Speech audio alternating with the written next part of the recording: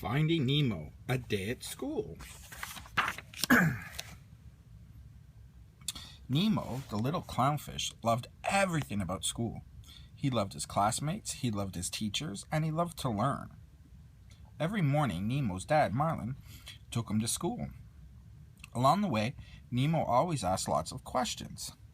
"What's a whale's tongue like, Dad?" Nemo asked.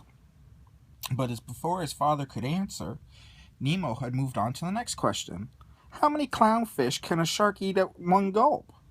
He wondered, actually, why are we called clownfish? If his dad didn't know the answer, Nemo asked his teachers. One morning before school, Nemo saw his best friends, Tad, Pearl, and Sheldon. They played tag and algae in the middle before school started. Mr. Ray was on schoolyard duty that morning. He was everyone's favorite teacher. Nemo and his friends swam over and sang a special song they had made up just for him. "He's our favorite teacher, hip, hip, hooray. For the big spotted manta, we love Mr. Ray." Then it was time for school to begin. The first class of the day was music by Senior Seaweed and Octopus. Nemo and his classmates were getting ready for the spring concert. Nemo played the conch shell. Sheldon played the clams. The clams didn't like it very much. Tad strummed along on some kelp, and Pearl played the sand dollar tambourines. 1, 2, 3, Senior Seaweed said as he moved his legs to the music. Nemo and his classmates played the song over and over. One time, Nemo blew his conch shell too late. Then Tad forgot to strum, and the clams got cranky. Finally, everyone got it right. Then it was time for the next class.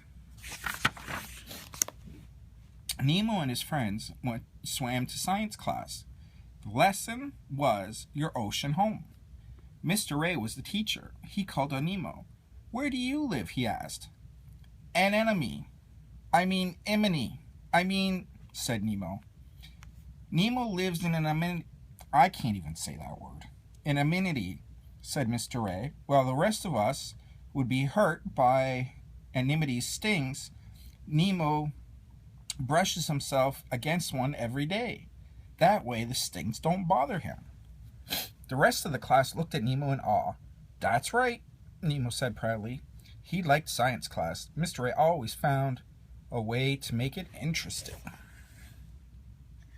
Soon it was lunchtime. There were a lot of lunchroom rules, like no inking in the lunch area, and no throwing sand, and absolutely no eating of classmates, no matter how tasty they looked. Nemo took out his lunch. "I'll trade my kelp sandwich for your algae pizza," he said to Tad. "Yum," said Tad. Doesn't sound very yummy. After lunch, it was time for recess. Everyone had fun playing hide and seek, but then Sandy Plankton got into a bit of trouble. She swam into a clam. Once Sandy was free, it was time for Nemo's next class. It turned out that there was a guest teacher that day, Dory. She was a regal blue tangfish who was one of Nemo and Marlin's good friends. "Hi, Elmo," she cried, waving at Nemo. The clownfish giggled. Dory was very forgetful.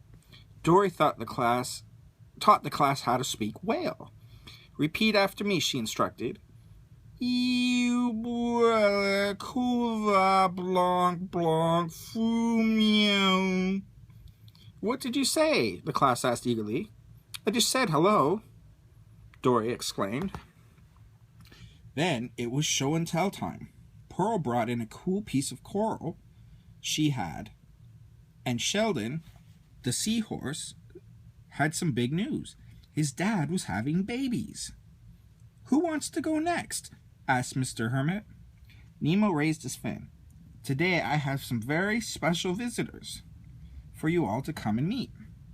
Come right in, guys." Anchor, Bruce, and Chum swam in. They were big sharks. The other kids were really scared because they thought the sharks might eat them. but Nemo told everyone how friendly they were. "Pleased to meet you," said Chum. "Don't worry, kids, we don't eat fish anymore. Well, we try not to anyway." After a brief question and answer period, the sharks left. Everyone breathed a huge sigh of relief. All too soon, it was time to go home. Nemo's dad came to get him.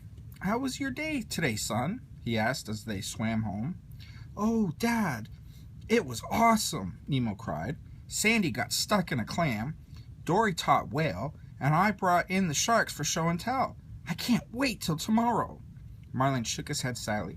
"I'm sorry, Nemo. I can't let you go to school tomorrow." Nemo frowned. "Why not?" he asked. His dad smiled. "Tomorrow's Saturday." The end.